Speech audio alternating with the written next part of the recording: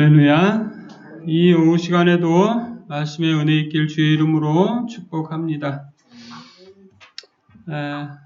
우리가 지난 시간에 묵상했던 이제 느부갓네살 왕, 그의 시대는 이제 끝난 걸로 보입니다. 왜냐하면 오늘 본문 시작을 벨사살 왕이라고 시작하고 있습니다.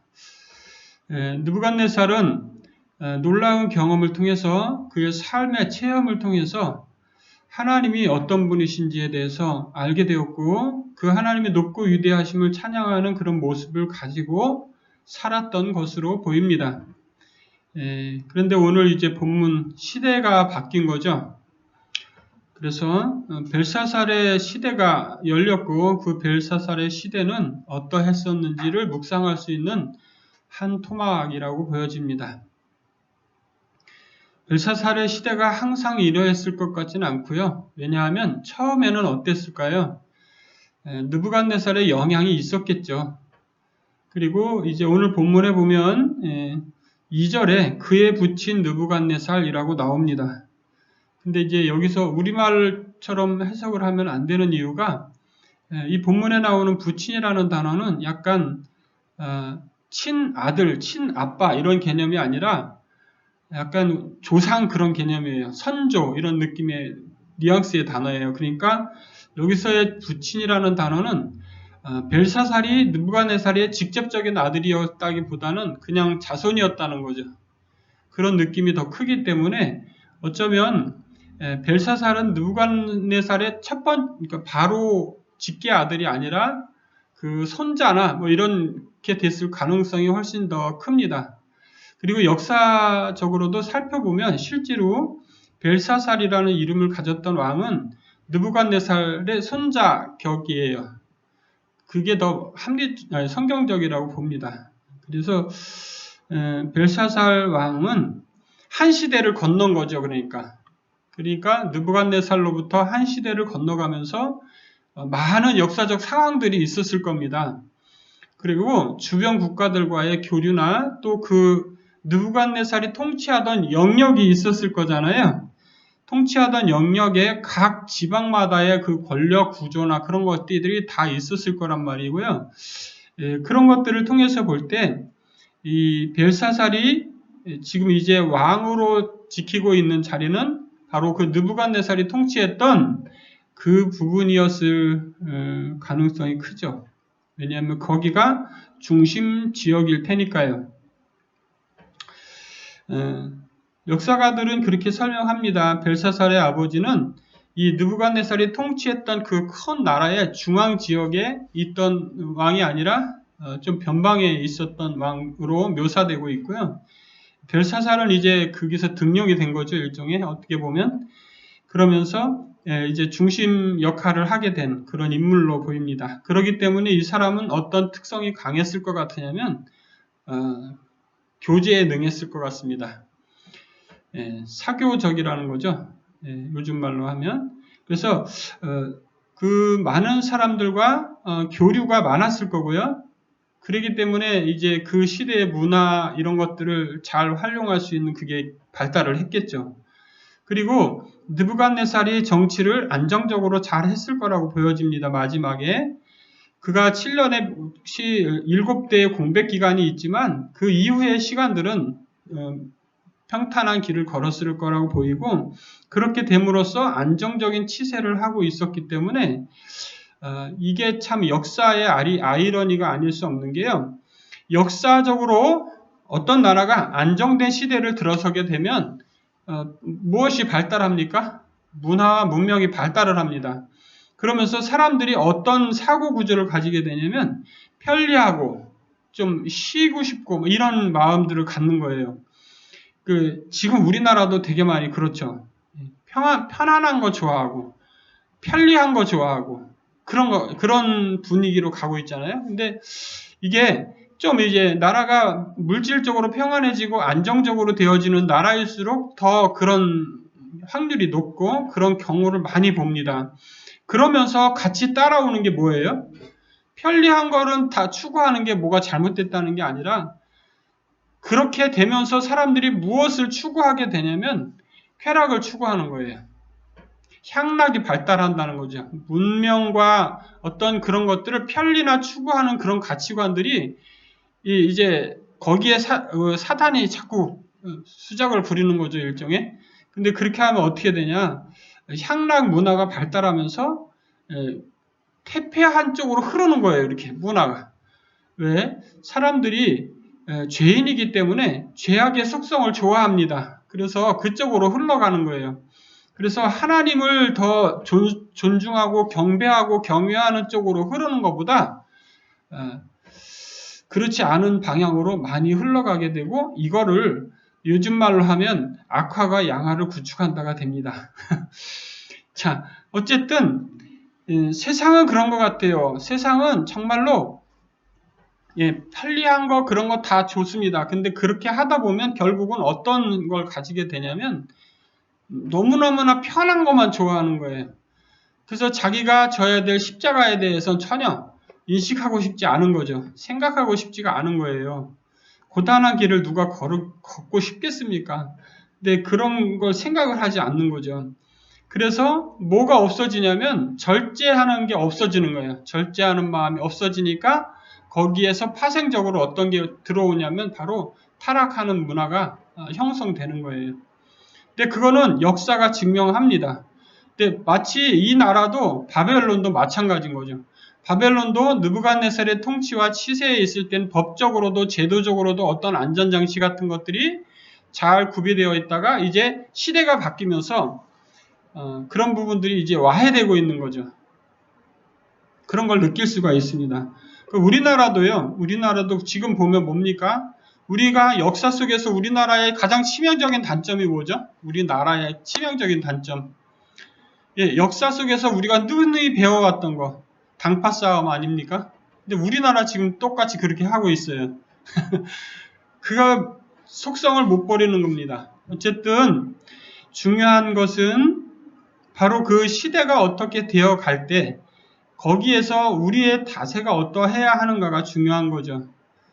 사랑하는 성도 여러분, 벨사살의 시대와 느부갓네살 왕의 시대는 전혀 다른 시대인 거예요. 다른 뉘앙스와 다른 사회 환경과 다른 분위기들을 가지고 살고 있는 거예요. 우리들이 예수님의 시대와 전혀 다른 시대를 살고 있듯이 전혀 다른 시대를 살고 있는 거예요. 그렇기 때문에 이 시대를 살 때는 어떻게 하는 사람들이 더 중용되었겠습니까? 당연히 사교적인 사람은 사교적인 사람이 더 중용됐겠죠. 그러니까 오늘 본문에도 어떤 사람들이 나옵니까? 왕과 귀족들과 왕후들과 후궁들이 나옵니다. 그죠? 근데 이 사람들이 뭘 하고 있어요? 열심히 일을 한다고 나왔습니까? 아니에요. 자, 높은 직위에 올라가려고 하는 사람들, 높은 직위에 올라가려고 할 때는 어떻게 삽니까? 땀 흘려 일하면 열심히 일하면 살아갑니다. 그런데 그 자리에 높은 데 올라갔어요. 이제 더 이상 올라갈 데가 없어요. 그러면 어떻게 하겠습니까? 거기서 만족하고 주저앉는 거예요. 뭘 하지 않고 그 영광을 하나님께 돌리지 않고요. 그러니까 하나님께 영광을 돌린다는 가치관이 없는 사람들은 최고 높은 지점에 올라가는 순간 그 사람은 없어지게 돼 있어요. 주저앉게 돼 있습니다. 할렐루야. 우리들에게는 최고 지점이 없어요. 왜? 그 위에 항상 누가 있어요? 하나님이 계셔요. 그렇기 때문에 우리는 최고 꼭대기에 도달할 수 없다는 걸 이미부터 알고 있어요. 할렐루야. 이게 중요한 겁니다. 왜 그게 뭐가 중요하냐? 최선을 다해서 열심히 살아가는 것 중요하고 중요한데 더 중요한 게 있습니다. 그게 높으신 하나님을 인정하고 살아가는 거예요. 높으신 하나님을 인정했던 느부갓네살처럼 말이죠. 그러니까 느부갓네살의 시대에는 하나님을 믿는 백성들은 좀 더 신앙생활 하는데 구애를 덜 받았을 겁니다. 그런데 이렇게 벨사살 왕의 시대에 가면서 신앙적 또 문화적 영향을 받지 않을 수가 없었을 겁니다. 그러니까 정말로 올바른 신앙생활을 기치를 들고 나선 사람들에게는 이 시대가 살기 힘들었을 거라는 겁니다. 오늘 본문에 등장한 다니엘만 해도 그래요. 나중에 다니엘을 불러서 다니엘이 오잖아요. 그죠? 근데 그 말하는 뉘앙스가 어떤 뉘앙스를 가지고 있냐면 느부갓네살 같은 경우를 대할 때는 어떻게 대했습니까? 예, 왕이시여 이런 식으로 했습니다. 근데 여기서도 표현은 왕이시여 그런 식으로 비슷하게 하지만 그 뉘앙스가 전혀 왕은 왕답게 살지 못하고 있습니다. 이런 뉘앙스예요. 어땠어요? 지난 우리가 4장에서 나올 때 느부갓네살 자기가 그런 경험을 할 때 다니엘이 그런 말 하잖아요. 이건 왕한테 임하지 않았으면 좋겠습니다. 이런 얘기를 하잖아요. 그런데 벨사살 왕한테는 그런 말이 없어요. 그런 말이 없는 걸로 봐서 벨사살의 시대에는 정말로 진실한 신앙인들이 가지고 있는 진실한 신앙인들은 그 현실을 살아가기가 굉장히 어려웠을 거다라는 걸 충분히 예측할 수 있습니다. 자, 그들이 어려웠던 것, 다니엘과 그 시대에 살았던 신실한 그리스도인들이 어려움을 겪었다고 말할 수 있는 또 증거들이 여럿 있습니다. 그 중에 하나가 바로 무엇이냐면요. 2절 빨간 글씨 우리 읽어보겠습니다. 벨사살이 술을 마실 때에 예루살렘 성전에서 탈취하여 온 금 은그릇을 가져오라고 명하였으니 이렇게 했고요. 그 다음 보라색 글씨 읽어보겠습니다. 이는 왕과 귀족들과 왕후들과 후궁들이 다 그것으로 마시려 함이었더라. 이렇게 되어 있습니다. 자, 왕이 명령만을 내린 게 아니에요. 뭐예요? 그 사람들이 다 어떻게 했대요? 그것으로 마시려고 했대요. 이게 얼마나 정말 무서운 건지 몰라요. 신전에 있던 물건이잖아요. 그죠? 이 사람들 식으로 생각을 해보면 다른 신의 신전에 있던 물건이잖아요. 근데 우리 같으면 어때요? 어떤 느낌을 가져요? 다른 신의 신전에 있던 물건을 갖다 내가 막 쓰고 싶다? 저는 그런 생각 안 들어요. 그죠? 이 사람들 생각이 얼마나 이상한 생각인지를 설명하고 싶은 거예요, 저는요. 예? 다른 나라 신의 신전에 있었던 물건인데 그 신전의 물건을 갖다 내가 그걸 막 쓰고 싶냐고요. 이 사람들이 얼마나 다른 가치관, 이상한 가치관을 살고 있는지 우리가 알아야 하는 줄로 믿습니다. 다른 신전에 있었던 것을 갖다 쓰는 것도 기분이 이상한데, 예? 근데 하물며 그게 누구 겁니까? 예루살렘 하나님의 전 성소 중에서 탈취하여 온 금그릇입니다. 네, 누구에게서? 예루살렘의 하나님의 전 성소에서. 그러니까 이 사람들의 수준을 볼 수 있는 거죠. 한마디로. 이 사람들의 신앙의 수준을 볼 수 있는 거예요. 이 사람들의 삶의 방법을 볼 수 있는 겁니다. 여러분, 근데 그게 벨사살 자기가 그렇게 하자 해서 한 게 아니라 거기에 있는 사람들이 다 그렇게 하고 싶었다는 거예요. 여러분, 이런 시대를 하나님이 그냥 두시겠습니까? 그렇지 않아요. 하나님은 이 세상에 이렇게 죄악으로 물들어가는 그것들을 하나님은 어떻게 하시냐? 정화하시는 분이에요. 할렐루야. 그것을 정화하는 방법이 다양하죠. 근데 여기에서는 어떤 식으로 정화를 하시느냐? 그게 바로 오늘 본문 마지막에 나온 그런 것들이 다음 시간에까지 그 해석이 이어지게 될 겁니다. 어쨌든요, 예루살렘 하나님의 전 성소. 여러분, 참 신은 오직 하나님 한 분뿐이신 줄을 믿습니다. 그것이 우리들의 신앙이고요. 우리들의 믿음이에요. 하나님의 전 성소에서 탈취하여 왔다.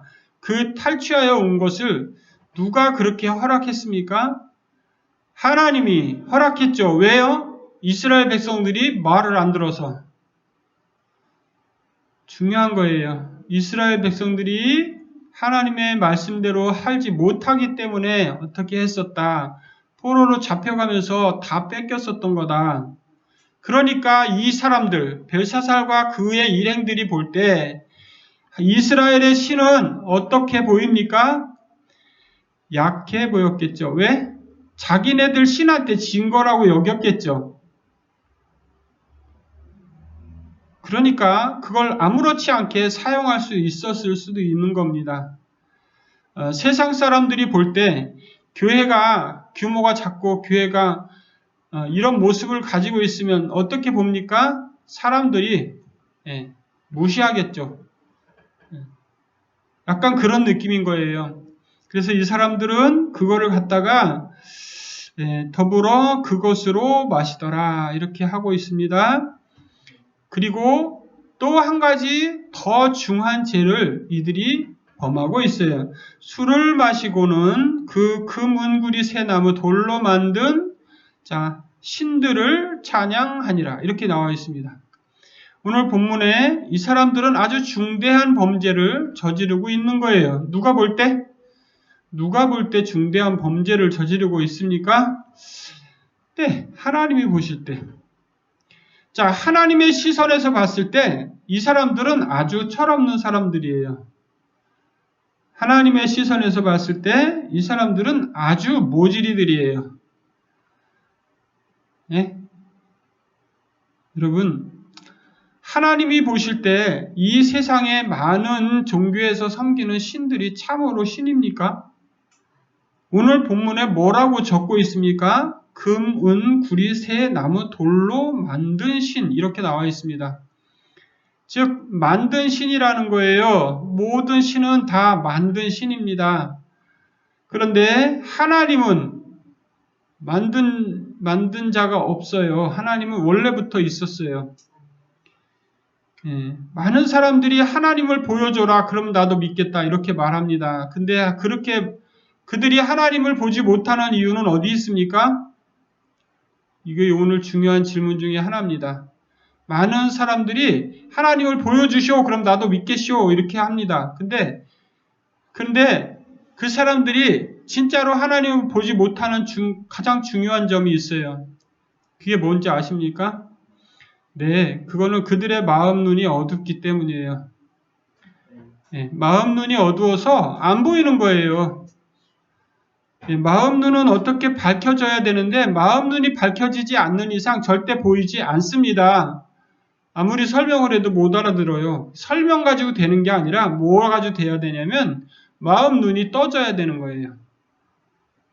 그들의 영 안이 열려야지만 볼 수 있는 게 바로 영적인 존재이신 영이신 하나님이에요. 정말로 이 신들을 목석에 만든 신들을 찬양하는 이 사람들을 볼 때 하나님이 얼마나 마음 아프시겠어요. 그렇지 않습니까 여러분? 네. 오늘 신들을 찬양하니라 이렇게 하고 있는 이 사람들 정말로 하나님은 마음이 아프셨어요. 그래서 어떻게 하십니까? 정화 작업을 시작하십니다. 그래서 사람의 손가락들이 나타나서 왕궁추 때 맞은편 석회벽에 글자를 썼다. 왕이 그 글자 쓰는 손가락을 보고요. 네. 왕이 즐기던 얼굴빛이 변하고 그 생각이 번민하여 넓적다리 마디가 녹는 듯하고 그의 무릎이 서로 부딪힌지라 이렇게 설명하고 있습니다. 얼마나 당황하고 놀랐으면 이랬을까요? 싶어요. 그죠?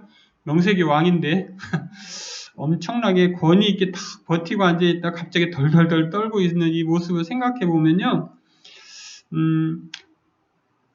이 죄인들일수록 자신의 죄의 무게를 별로 잘 몰라요. 할렐루야. 우리들도 마찬가지였었던 것 같습니다. 네, 우리들도 우리들의 죄악의 깊이와 우리들의 죄악의 무게, 그것이 어떠한 건지 잘 몰라요. 그리고 우리가 어떤 일을 이제 중한 일을 만나게 되면 왜 나만 이렇게 말합니다. 근데 사실 왜 나만을 해야 되는 게 아니라 어때야 하는 겁니까? 주여 이렇게 해야 되는 겁니다. 우리가 시험 들 때, 우리가 어려운 일을 만날 때 그 모든 것들은 하나님께서 우리에게 내리신 선물이에요. 그것을 아멘으로 받고 정말로 그것을 견디는 것, 그것이 무엇이냐면 바로 믿음이에요. 그런 사람들만이 참 평안이 그들의 삶 가운데 언제나 임할 줄로 믿어요. 이 사람들처럼 어떻게 살고 있었습니까? 벨사살과 그 일행들은 어떻게 살고 있어요? 하나님에 관해서 전혀 관심 하나도 없어요. 관심이 없을 뿐만 아니라 무시하는 행동까지 하고요. 더 나아가서 무시할 뿐만 아니라 다른 신들을 칭송합니다. 세상에 많은 사람들이 그와 같은 방법으로 살아갑니다. 저와 여러분들은 또 한 주간 살아가실 때 이들과는 전혀 다른 그런 사람들을 보면서 가슴 아파하고 그런 사람들을 보면서 눈이 떠져서 하나님을 볼 수 있는 그런 길로 이끌 수 있기를 축복합니다. 정말 느부갓네살의 시대와 다르게 벨사살의 시대는 어둠, 암흑의 시대가 되고 있었던 거죠. 영적으로는. 그렇게 될 때에 여기서도 왕은 이상하게 합니다. 어떻게 합니까? 술객과 갈대아 술사와 점쟁이를 불러오게 합니다. 그리고 바벨론의 지혜자들을 불러옵니다. 자, 어떻게 했어야 해결의 실마리가 찾을 수 있겠습니까? 네. 애초부터 바벨론이랍니다. 애초부터 다니엘을 찾았어야죠.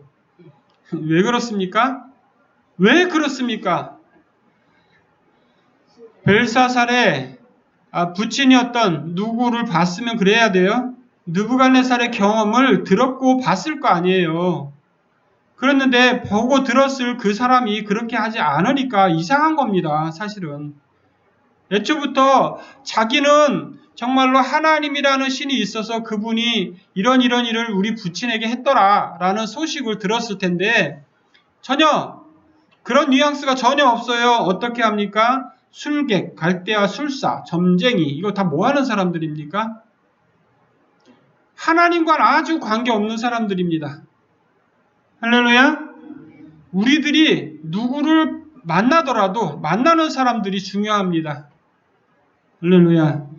왕이 크게 소리질러서 말합니다. 자기가 너무나 놀라서 이제 무서워서 덜덜 떨면서 이야기하는데도 불구하고 누구를 부른다고요? 하나님의 선지자나 이런 사람들 부르는 게 아니라 이상한 사람들 부릅니다. 그러니 이러한 왕을 하나님이 그냥 두신다는 것은 하나님께 공의가 아니죠. 하나님답지 않죠. 여러분들은 정말로 이런 선택하는 자리에 절대 없어야 됩니다. 그러면서 이렇게 말합니다. 그 현실을 벗어나고는 싶어요. 어떤 당한 일에 대해서 현실은 벗어나고 싶어서 뭐라고 하냐? 이 글자를 읽고 해석을 내게 보여주면 자주색 옷을 입히고 금사슬을 그의 목에 걸어주리니 그를 나라의 셋째 통치자로 삼으리라. 이렇게 말합니다. 여러분, 그 해석을 알게 되면 문제가 해결됩니까? 그렇지 않아요. 그 해석을 보고 그 해석의 결과가 어떤 결말이 나올지를 본 다음에 말을 해야 되는 거 아니에요? 그리고 그 말이 내용이 뭔지도 모르잖아요. 근데 그거를 함으로써 어떻게 한다고 합니까? 셋째 통치자로 삼으리라. 이 땅에서 셋째 통치자가 되는 것을 모든 사람들이 구하기 때문에 이렇게 말하겠죠. 근데 오늘 본문은 8절 이렇게 말합니다. 왕의 지혜자가 다 들어왔으나 능히 이 글자를 읽지 못했다. 해석을 왕께 알려주지 못했다라고 하고 있어요. 그러니까 벨사살은 어떻게 됐습니까? 더 크게 번민하였다. 그의 얼굴빛이 변하였고 귀족들도 다 놀라서 어쩔 줄 몰라 했다라는 겁니다. 여러분, 하나님이 어떤 일을 전개하기 시작하면요, 그 일을 막을 자가 없어요. 사랑하는 성도 여러분이요, 하나님이 전개하시는 일 속에서 만일 우리가 어려운 일을 만났다면 그때 가져야 되는 게 믿음의 인내입니다. 인내하는 자만 승리할 수 있어요. 인내하는 자만 하나님이 그를 끝까지 지키십니다.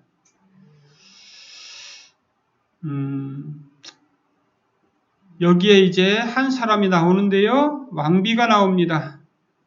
왕비가 와서 말합니다. 왕이여 만수무강하옵소서. 왕의 생각을 번민하게 하지 말고 얼굴빛을 변할 것이 아니라 이렇게 하면 될 것 같습니다. 라고 조언을 합니다.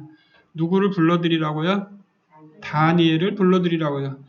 왜 왕비는 자기 부친도 아니었던 왕비는 다니엘을 기억하고 이렇게 하면 되겠다. 그 사람에게는 하나님의 영이 그와 함께한다. 하나님의 신이 그와 함께한다. 신들의 영이 그와 함께한다. 이런 내용들을 알고 있는데 벨사살은 모르고 있을까요? 참으로 안타까울 수밖에 없습니다. 왜요? 정말 하나님을 제대로 전수받지 못하는 것은 정말 비극입니다. 사랑하는 성도 여러분, 우리들의 후대에 정말 하나님을 제대로 전할 수 있는 것, 그것이 복인 줄을 믿습니다.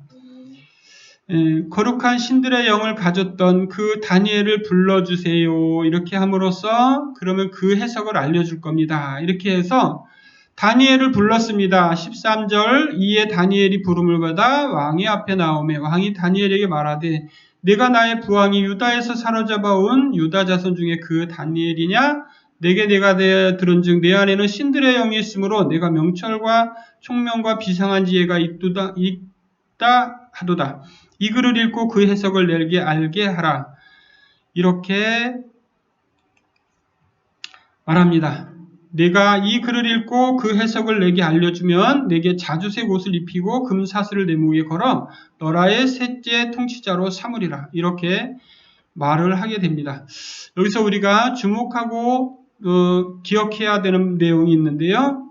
다니엘은 어떻게 됐습니까? 느부갓네살의 시대에도 무엇이었고 왕을 섬기는 자리에서 하나님을 잘 섬기는 방향으로 인도를 해갔습니다. 그리고 여기서도 이제 등장해서 어떤 한 큰 일을 하게 됩니다. 근데 이 사람에게 중요한 요소가 있었어요. 그게 무엇이었냐면 그 왕비가 얘기했던 내용입니다.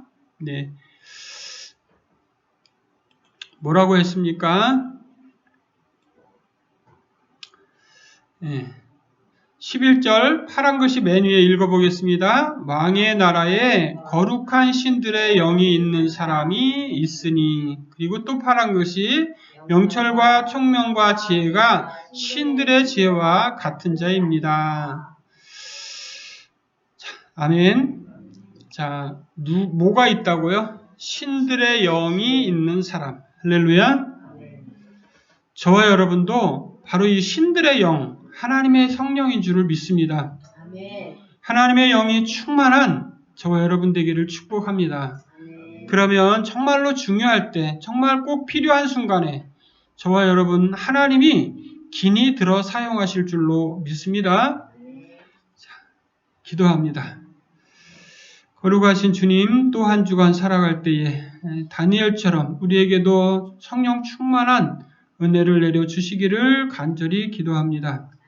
그리하여 어려움을 만난 많은 사람들에게 하나님을 알게 하고 또한 하나님의 높으심을 전하게 하고 저들의 아버지 어두운 눈을 밝힐 수 있는 하나님의 거룩한 도구가 될 수 있도록 인도하여 주시옵소서. 예수님의 이름으로 감사하며 기도합니다. 아멘.